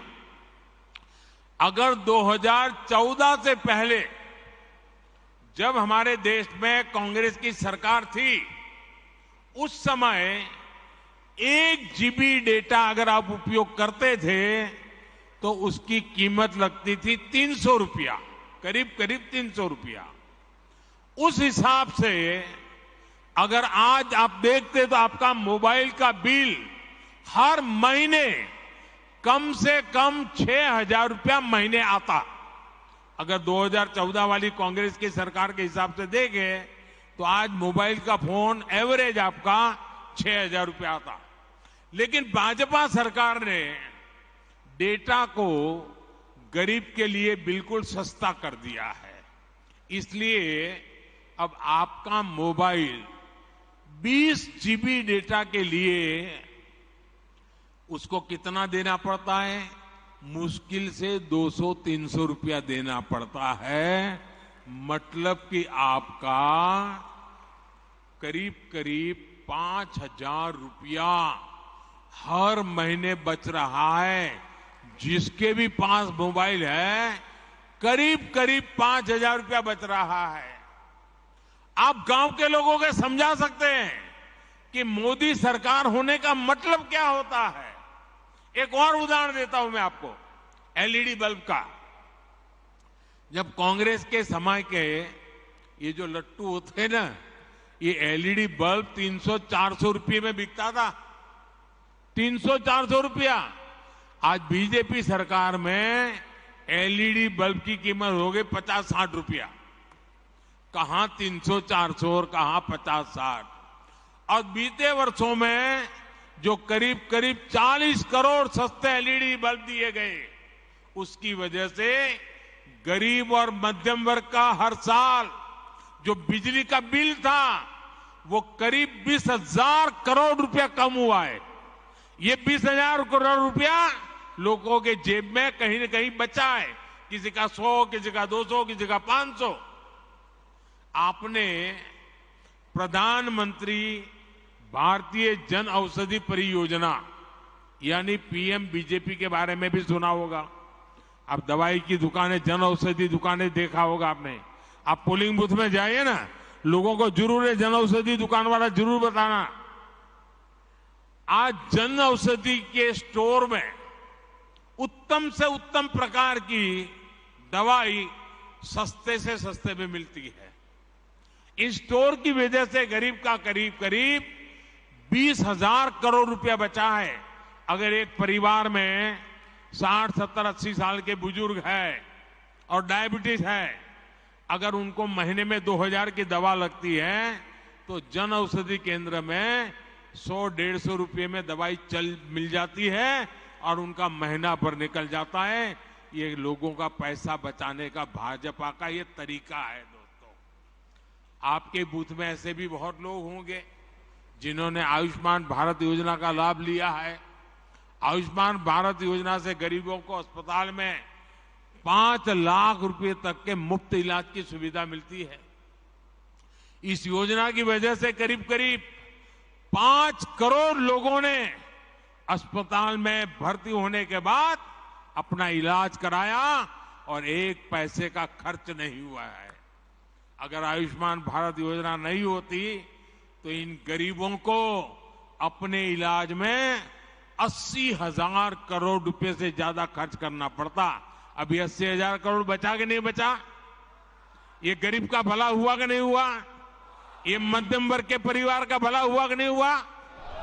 साथियों, गरीबों की सेवा का ये भाव, गरीब की जेब की चिंता, भाजपा हर पल उनकी मदद में खड़ा रहता है और यही भाजपा की पहचान है।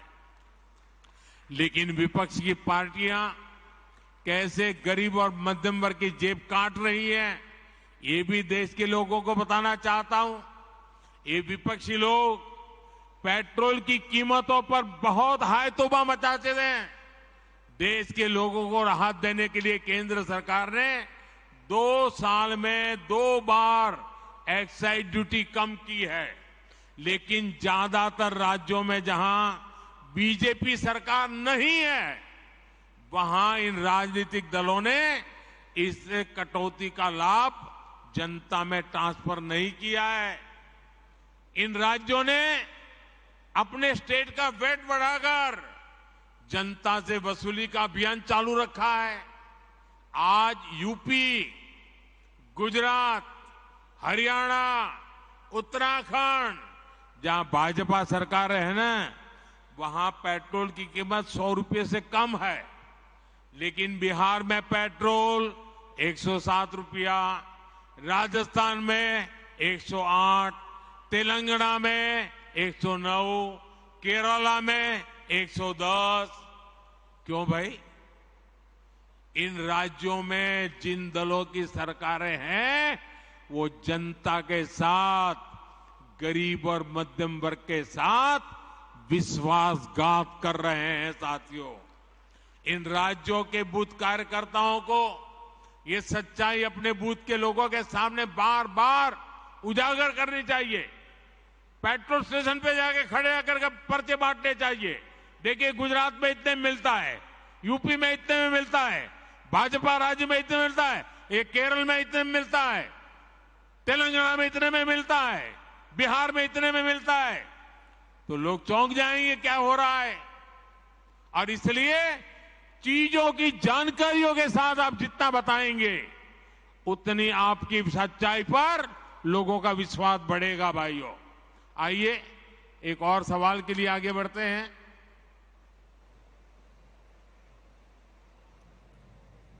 अगला प्रश्न है सभा कक्ष में उपस्थित श्री संजय सोडी जी द्वारा, जो छत्तीसगढ़ से आए हैं। हाँ बोलिए।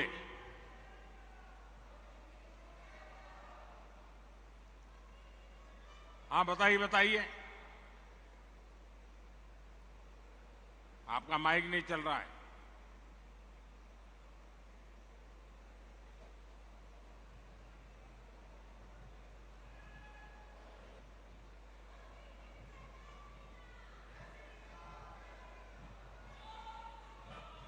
भारत माता की,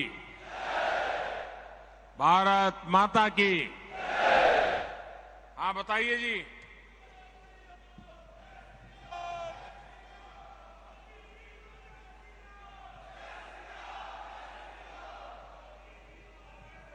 जय श्री राम।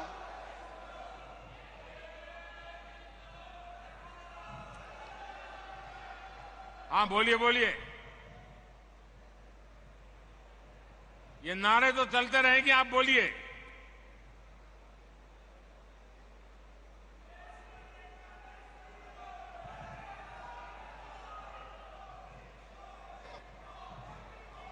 आप शांत रहिए, उनकी आवाज आ रही है, जरा शांत रहिए आप। हाँ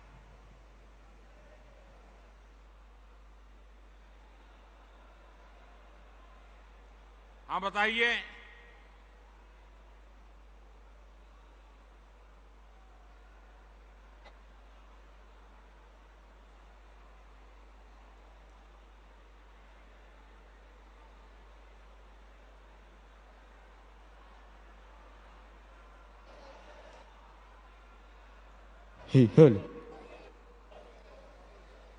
हाँ हाँ सुनाई दे रहा है, बताइए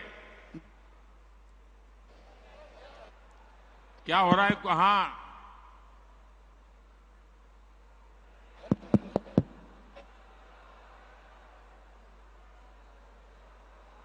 आप जब थपथपाते हैं तो सुनाई देता है, बोलना। भाई सारंगी जरा इसको क्या प्रॉब्लम है, इनको जरा देखो।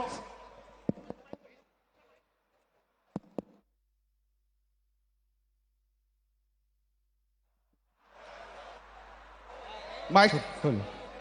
माननीय प्रधानमंत्री जी,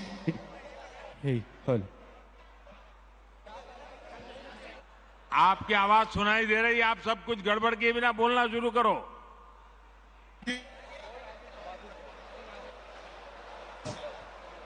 हेलो माननीय प्रधानमंत्री जी, माइक प्रॉब्लम। माइक। माननीय प्रधानमंत्री जी, जिलों की नगरी भोपाल में आपका स्वागत है, वंदन है, अभिनंदन है।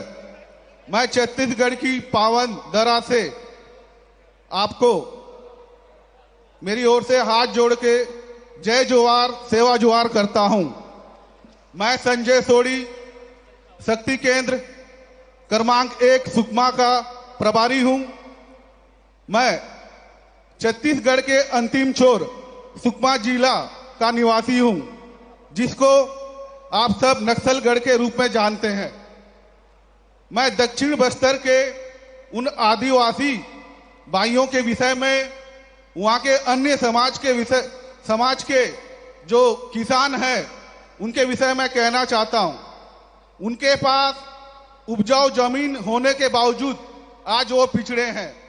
तो मेरा सवाल है आज पूरे भारत देश के किसानों की तरफ से, सम्माननीय प्रधानमंत्री जी, किसानों के हित में एक अप्रोच कांग्रेस की सरकार में रही और एक अप्रोच भारतीय जनता पार्टी की सरकार में हम देख रहे हैं।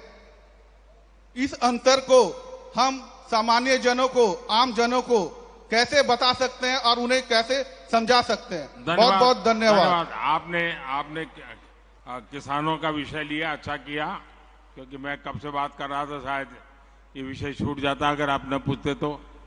देखिए, आज जरा पहले का अनुभव याद कीजिए। किसानों के साथ क्या होता था।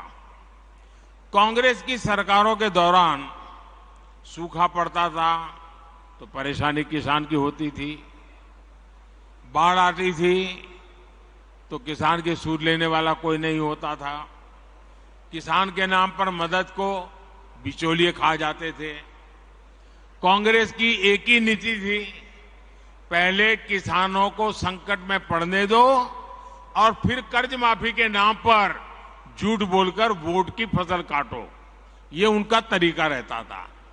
आपने 10 साल में कांग्रेस ने कुछ हजार करोड़ रुपए की कर्ज माफी का ऐलान किया, लेकिन असली किसानों ने को ये लाभ कभी पहुंचा ही नहीं। आप जाकर के देख लेना, इतनी सारी, कभी कभी तो 10 दिन में करेंगे, 100 दिन में करेंगे, कभी नहीं किया।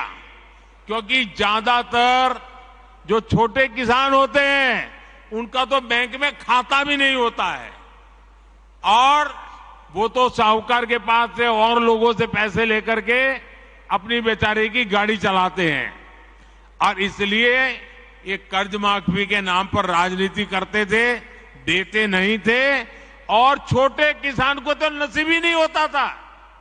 लेकिन भाजपा सरकार आज पीएम किसान सम्मान निधि से सीधा पैसा किसान के बैंक खाते में भेज रही है। इससे छोटे से छोटा किसान भी लाभान्वित हो रहा है। अभी तक इसके तहत आपको आंकड़ा याद रखना चाहिए, 2.25 लाख करोड़ रुपए। कितने? 2.25 लाख करोड़ रुपए। कितने? 2.25 लाख करोड़ रुपए किसानों के खाते में जमा हो चुके हैं, और वो भी करीब करीब 11 करोड़ किसान इस स्कीम के लाभार्थी है। साथियों, भाजपा की सरकार ने किसानों पर महंगे यूरिया, महंगे फर्टिलाइजर का बोझ भी नहीं पड़ने दिया। इसके लिए सरकार ने 2 लाख करोड़ रुपए से अधिक खर्च किया ताकि किसान को फर्टिलाइजर सस्ता मिले। आप में जरा आंकड़े याद रखना, आज अमेरिका में यूरिया की अगर 50 किलो की बैग है तो कीमत है 3,000 रुपये। ब्राजील में उसी बोरे की कीमत है 3,500 रुपये। चीन में इसकी कीमत है 2,100 रुपये। हमारे पड़ोस में बांग्लादेश में कीमत है 700 रुपये। पाकिस्तान में है 800 रुपये। लेकिन भारत के किसानों को वही यूरिया सिर्फ 270 रुपये के भी कम कीमत में मिल रहा है, क्योंकि भारत सरकार वो बोझ उठा रही है। देखिए, मैं आपको श्री अन्न यानी मिलेट्स के भी बात दोहराऊंगा। अभी मैं मिस्र में था तो वहां मिलेट्स की काफी चर्चा हुई। वहां के लोगों को गेहूं बाहर से मंगाना पड़ता है। मैंने उन्हें भारत के मिलेट्स यानी मोटे अनाज के बारे में बताया। भारत के करीब 2.5 करोड़ से ऐसे किसान हैं जो मिलेट्स की, मोटे अनाज की खेती करते हैं। वे कम पानी में विपरीत परिस्थितियों में भी मिलेट्स पैदा करते हैं। मिलेट्स की सबसे बड़ी ताकत ये होती है कि वो सुपर फूड होता है। दूसरा, ये पर्यावरण को नुकसान नहीं पहुंचाता है। मिलेट्स की ये खूबियां मैंने उन्हें बताई। श्री अन्न अभियान का मुख्य उद्देश्य हमारे छोटे किसान को ताकत देने का ही है। ऐसे में भाजपा के कार्यकर्ता को भी सोचना चाहिए कि श्री अन्न को बढ़ावा देने के लिए हर संभव प्रयास करें। साथियों, मैंने आपसे काफी समय लिया है और देश भर में देख रहा हूं, टीवी पे लाखों कार्यकर्ता वहां बैठे हुए नजर आ रहे हैं। आज हम गर्व से कह सकते हैं कि भारत 9 वर्षों में 10वें नंबर की अर्थव्यवस्था से 5वें नंबर की आर्थिक ताकत बन गया है। लेकिन इसका मतलब क्या है? इसका अर्थ यही है कि बीते 9 वर्षों में भारत और भारतीयों की कमाई बढ़ी है, समृद्धि में हिस्सेदारी बढ़ी है। आज जब हमारा निर्यात रिकॉर्ड स्तर पर है तो उसका लाभ किसानों को भी होता है और रोजगार निर्माण पर भी होता है। आज जब हमारी फैक्ट्रियां, हमारे उद्योग रिकॉर्ड उत्पादन करते हैं, जब रिकॉर्ड विदेशी निवेश आता है तो उसका लाभ भी सबसे अधिक हमारे युवाओं को होता है।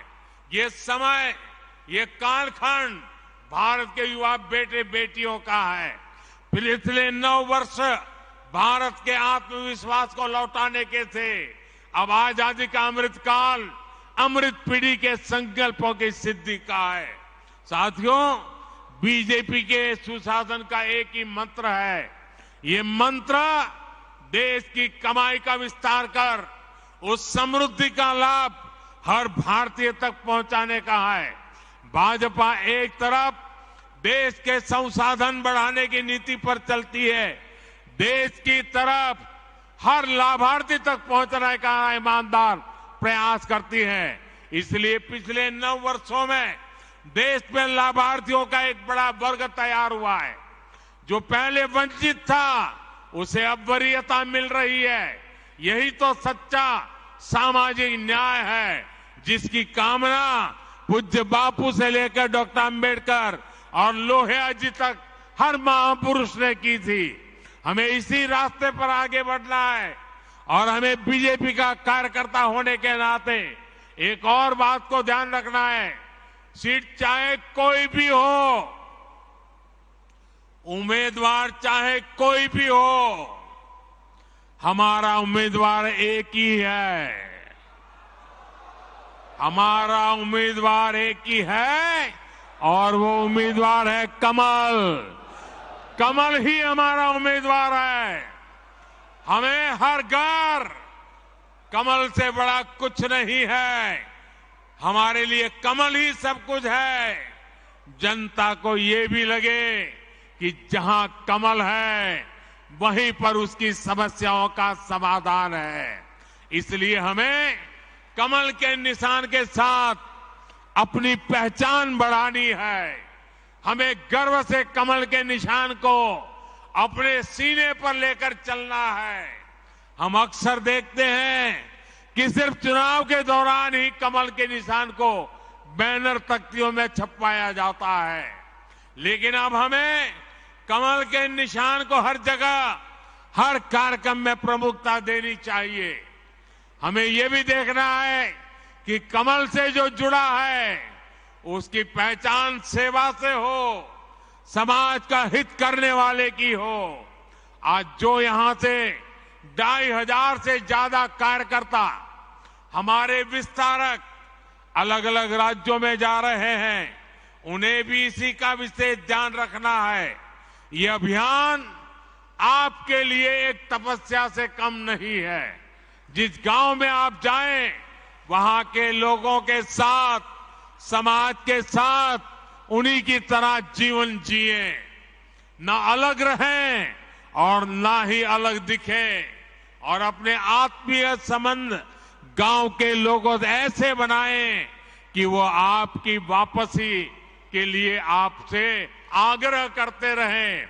जाने के बाद भी आपका संपर्क बना रहना चाहिए, चिट्ठी चपाती चलती रहनी चाहिए।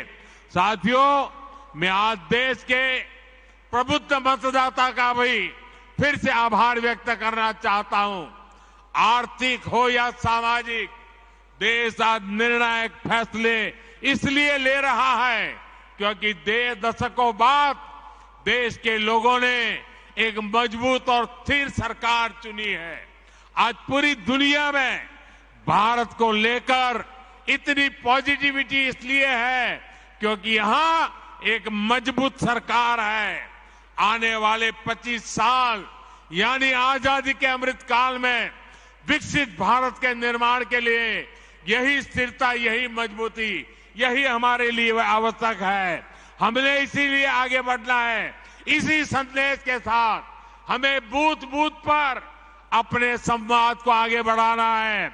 इतनी बड़ी तादाद में, इतने शानदार कार्यक्रम में 10 लाख कार्यकर्ताओं के साथ मुझे जो बातचीत करने का, सवाल जवाब करने का अवसर मिला, मेरे लिए ये मेरी विदेश यात्रा की थकान भी आपको मिलकर के उतर गई।